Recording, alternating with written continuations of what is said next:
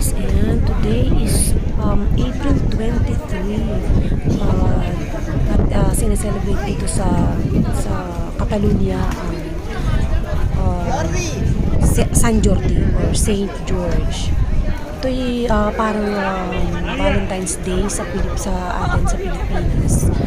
Makikita nyo na marami mga roses yan sa mga kalye, binibenta, may mga kiosk ng mga iba't ibang arrangement ng roses.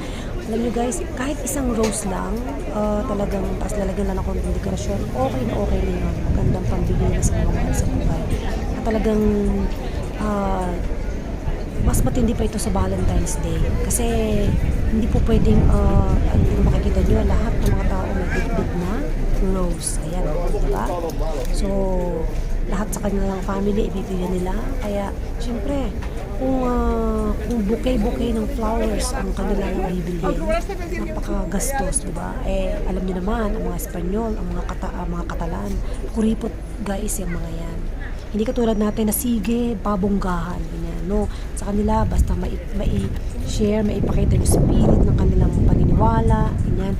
So, ayan, bakit nga ba rose at saka flag ang nakikita natin dyan sa kanilang pagdiriwang na yan ng San Jordi. And si Saint George nga pala ay patron saint ng Catalunya.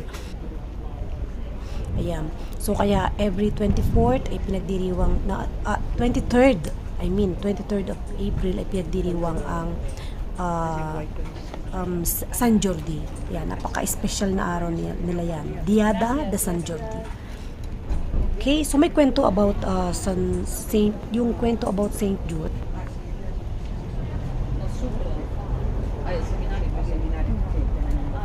So ayan, kaya may rose, pahapyaw lang na kwento kasi nga noong panahong yun mayroong dragon sa lugar ng Mont Blanc. And kailangan ng mga syempre nagugutom ang dragon, so laging pinakakain ng mga animals hanggang sa naubos ng mga animals. So kailangan tao na yung ipakain. Hanggang isang araw, bibilisan ko lang ang kwento, mabilis lang. Hanggang isang araw, isang babae na ang ini-offer na para lang tumigil yung manahimik ang dragon. So kailangan may makain siya, di ba? Isang babae ang pinakikiusapan, i-offer ang sarili para sa dragon, pero hindi, syempre, natatakot, di ba? Hanggang isang prinsesa ang nag-offer ng sarili niya. And ayun,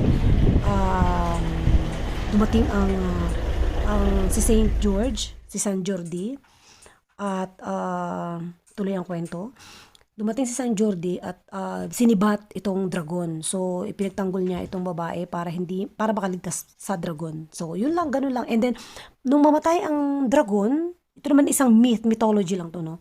Nung mamatay ang dragon, nung masibat, syempre, namatay, umagos ang dugo. At sa pag-agos ng dugong yun, tumubo ang mga bulaklak.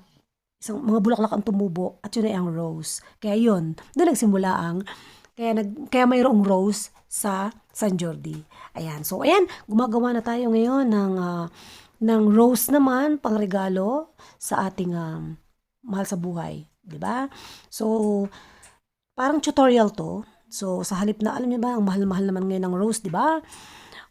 So, mag-DIY na lang tayo. Kapag talagang, isa pa, pandemic, diba? Isa pa, pwedeng katulad nga nun, umuulan, di ba? Ang hirap lumabas. So, sa bahay na lang, kung mayroon kang red color na paper, pwede ka lang gumawa ng rose. And, di ba, ang importante lang doon, maipahayag nyo lang yung pagmamahal, mai-celebrate lang ang araw na to para sa ating mahal sa buhay. Okay? So, watch it. When there's no more hope is left in me, I can see what comes my way, and I'm always lost. There's nowhere else to go. All I do is fall. Feels like I can make it more than I could bear. Giving up is all that I can surrender to you.